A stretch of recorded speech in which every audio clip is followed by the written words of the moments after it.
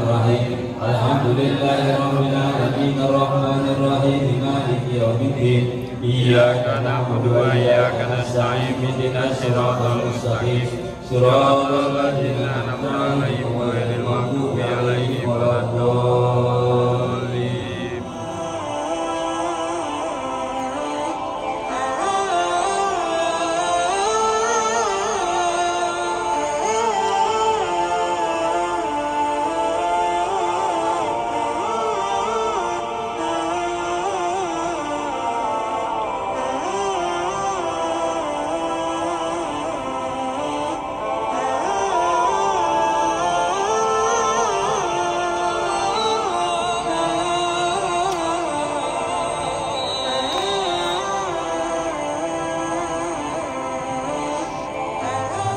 Bismillahirrahmanirrahim. Alhamdulillahirabbil alamin arrahmanir rahim maliki yaumiddin. Iyyaka na'budu wa iyyaka nasta'in ihdinas siratal mustaqim.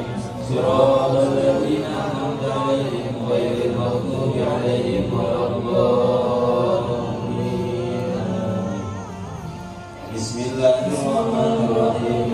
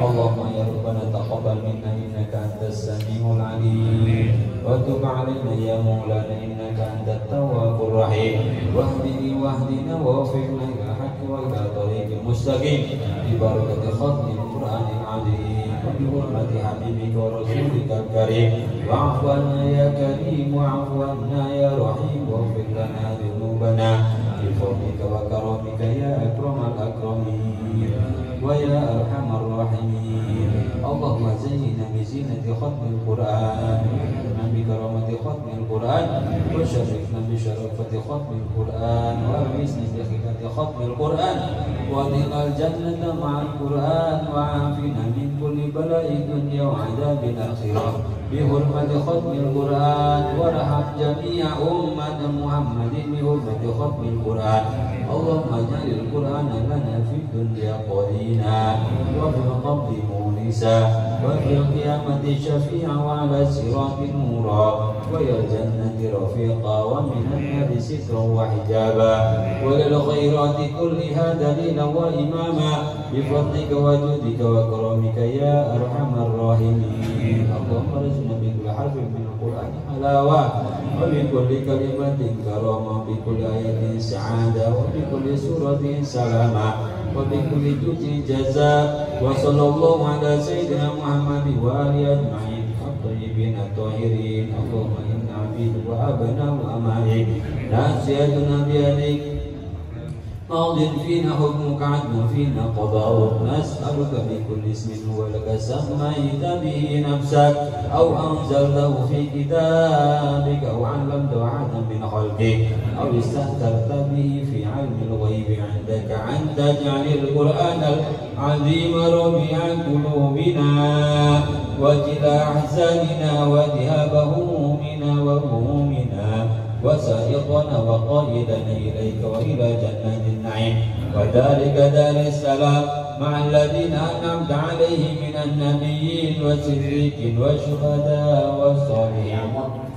Kata Allah dalam Al-Quran, dan tawakallah kalian kepada Allah Subhanahu wa Ta'ala, zat yang tidak akan pernah mati.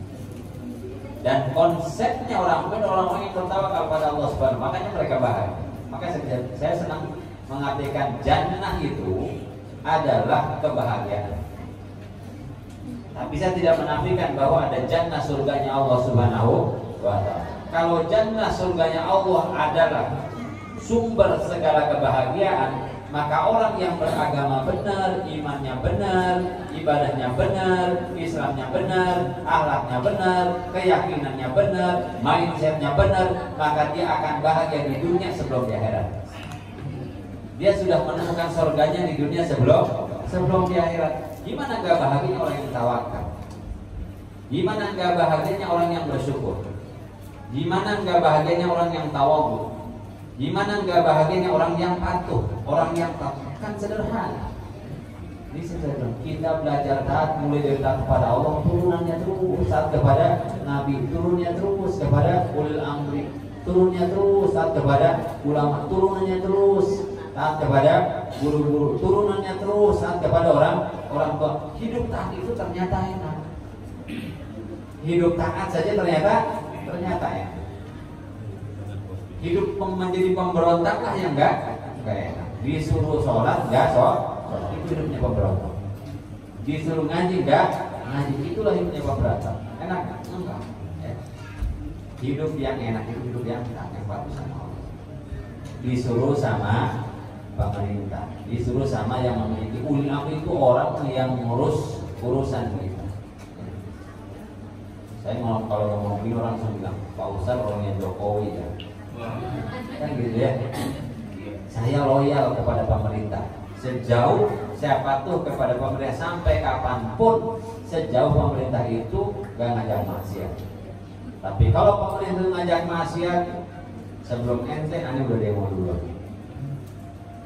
Gini-gini mantan aktivis. Wah, ya. Terus pelajaran yang bisa kita ambil, pelajaran yang bisa kita ambil dari keadaan saat ini adalah betapa tidak berdayanya kita, betapa nggak berdayanya kita. Kesombongan itu nggak benar-benar tidak layak ada pada diri kita. Keadaan hari ini, saya bilang, ibu-ibu bapak-bapak takut nggak terjangkit virus corona nih? Takut nggak? Hah? Takut? Bisa lihat nggak? Virusnya bisa lihat nggak? Enggak. Enggak pernah lihat? Oh, takut? Saking kecilnya. Saking kecil. Allah tuh kalau mau mendatangkan bencana petaka kepada kita, enggak pakai yang gede-gede. Enggak pakai yang gede-gede, enggak pakai senjata, basoka segala macam, virus yang kagak kelihatan, pusing kita dibikinnya. Profesor 3 kali profesor masih sibuk kan? Gara-gara si virus itu. Bukan si komo masih kelihatan. Betapa nggak berdayanya kita. Belum dajjal kelihatan. Ini virus yang nggak bisa kelihatan dengan mata teranjang. Kita dibikin susah. Terus apa yang kita mau sombongin? Wallahu alam, backgroundnya seperti apa? Tapi kenapa itu virus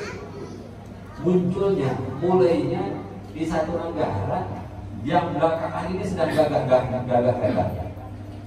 Belakangan ini sedang hebat-hebatnya. Amerika takut, semua takut. Ini negara adidaya peradaban yang muncul baru di Cina kan? Semuanya Cina kan? Jam Cina. Allah idza ahabba 'abdan da'a Jibril. Ya Jibril inni uhibbu fulan fahibba. Fada'a Jibril ahlas sama, ya ahlas sama inna Allah wa inna uhibbul fahibbu. Fayuhibbu ahlus sama wa yad'ul qabul ala ahli al-ardi. Gitu. Kata Nabi SAW, Allah Subhanahu wa ta'ala, dan sering saya ulang, cuman pemahamannya ini beda, bukan beda, agak sedikit beda.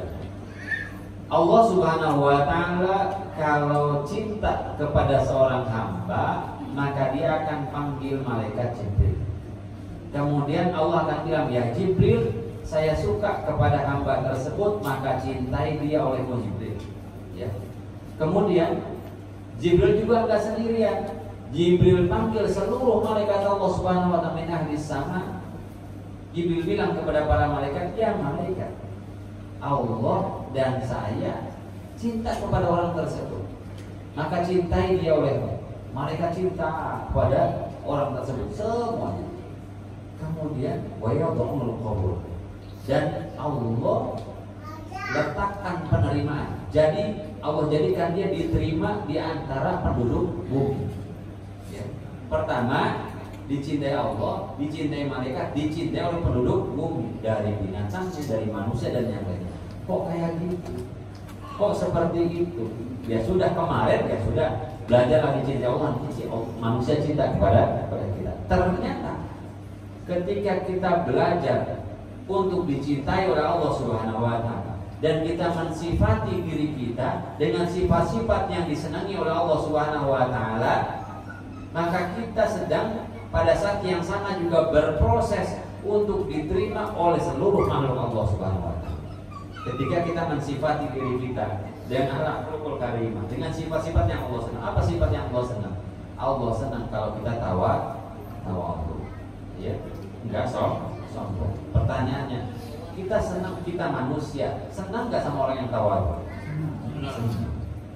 Allah enggak suka orang yang sombong.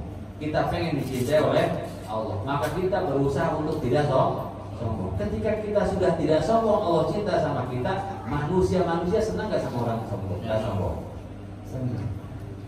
Allah mentarbiyah kita. Kalau kalian pengen dicintai oleh Allah Subhanahu wa Ta'ala, menjadilah dermawan, ahli sedekah. Bersedekahlah kita karena Allah, terus bersedekahlah karena Allah Subhanahu wa Ta'ala, sampai Allah cinta sama kita dan sifat kita sifat orang yang bersedekah. Manusia senang gak sama orang yang senang sedekah?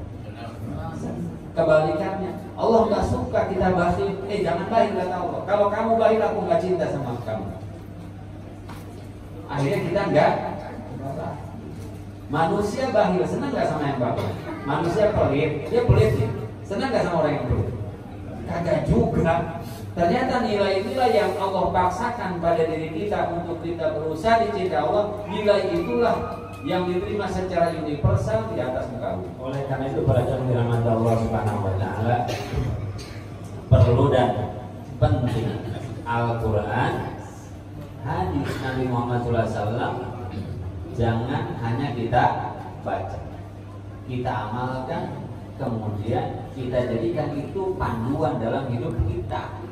Begitupun ngaji. Saya bilang kalau umur segini ngaji pengen pintar berapa ayat?